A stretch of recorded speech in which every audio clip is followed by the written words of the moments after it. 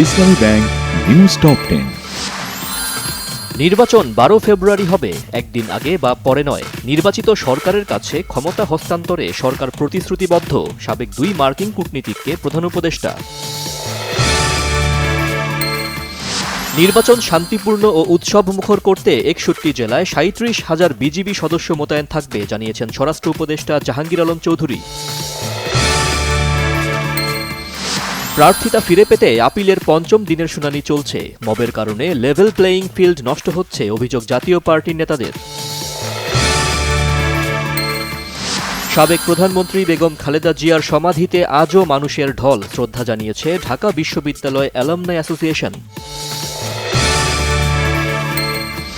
সাবেক সেনা কর্মকর্তা জিয়াউল আহসানের বিরুদ্ধে 104 জনকে গুম ও হত্যা মামলায় অভিযোগ গঠনের মাধ্যমে বিচার শুরু, সাক্ষ্য দেবেন সাবেক সেনাপ্রধান ইকবাল করিম ভূঁইয়া।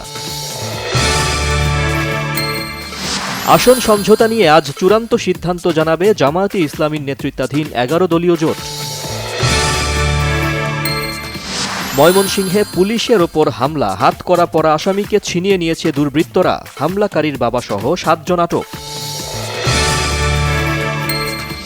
চাঁপাইনবাবগঞ্জের গোমস্তাপুর সীমান্ত দিয়ে 17 জন বাংলাদেশিকে পুশ ইন করেছে ভারতীয় সীমান্তরক্ষী বাহিনী বিএসএফ।